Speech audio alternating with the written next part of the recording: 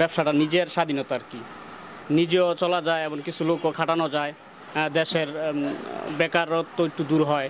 অত্র এলাকার যদি কোনো দরিদ্র বা গরিব অসহায় মানুষ আছে তাদেরকেও যদি সাহায্য করতে পারি তাহলে নিজের কাছে অনেক উৎসাহ লাগে এবং ভালো লাগে। আবার সুপ্রিয় দর্শক, দেশে এবং দেশের বাইরে বিশ্বের যে কোনো প্রান্ত থেকে এই মুহূর্তে আমার বার্তা সাক্ষাৎকার যারা দেখছেন আপনাদেরকে স্বাগত জানাচ্ছি। আমি সুলতানা ইলা ইশরাত। এই মুহূর্তে উপস্থিত আছে আমার সামনে ভাই ভাই ইলেকট্রনিক প্রোপাইটার ইলিয়াস। কেমন আছেন আপনি? আছি আল্লাহ রহমতে, আলহামদুলিল্লাহ ভালো। আপনি কেমন আছেন? হ্যাঁ, আমি ভালো আছি। আমার বার্তা থেকে আপনাকে স্বাগত।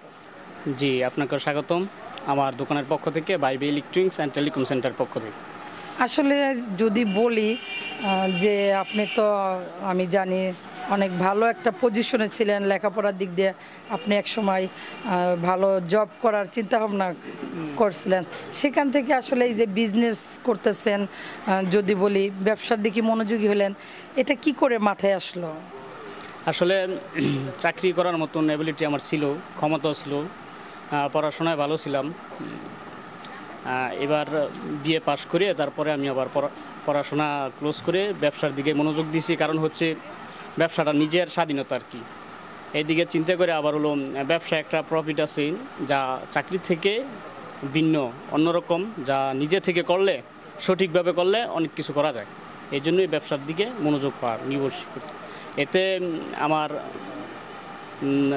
দিক নির্দেশনা দেওয়ার মতনও বা শিখছিও এরকম ভাইও আছে, তাদের কাছ থেকেই উৎসাহের মাধ্যমে নিজেই ব্যবসার পরিচালনা করা শুরু করছি।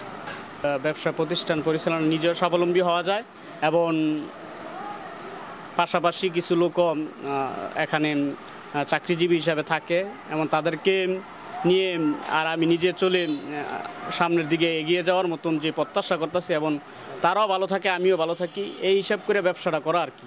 নিজেও চলা যায় এবং কিছু লোকও খাটানো যায়। দেশের বেকারত্ব একটু দূর হয়। এইসব প্রতিষ্ঠান থেকে আমি আরও সামনে আরও আগাতে চাই, আরও বড় ধরনের প্রতিষ্ঠান করতে চাই, যদি আপনাদের প্রত্যাশা থাকে এবং দোয়া থাকে ইনশাল্লাহ। আসলে যদি বলি আপনার এই মুহূর্তে দেশের যে পরিস্থিতি বিরাজ করতেছে, আপনার রাজনীতিবিদ বলে সামনের যে সরকার আসবে এটা নিয়ে যদি বলতেন। আসলে আমরা ব্যবসা বাণিজ্য নিয়েই থাকি, রাজনীতির সাথে তেমন জড়িত না। তবে আমরা চাই দেশে যেই আসুক, যাই সরকার হিসাবে আসুক, তারা যেন দেশটা খুব সুন্দরভাবে ভালোভাবে পরিচালনা করে এবং তাদের মাধ্যমে পরিচালনা সঠিক হলে দেশের মানুষ প্লাস ব্যবসায়ী প্লাস সাধারণ মানুষ এবং সাধারণ শ্রমিক সবাই ভালো থাকতে পারে। আমরা চাই যেই আসুক সরকার হিসাবে তারা যেন এই দেশটাকে সুন্দরভাবে ভালোভাবে চালায় এবং সাধারণ জনগণ যাতে ভালো থাকে, এই প্রত্যাশাই করি। আসলে মানুষের জন্য আপনি কতটুকু সেবায় নিয়োজিত থাকার চেষ্টা করেন?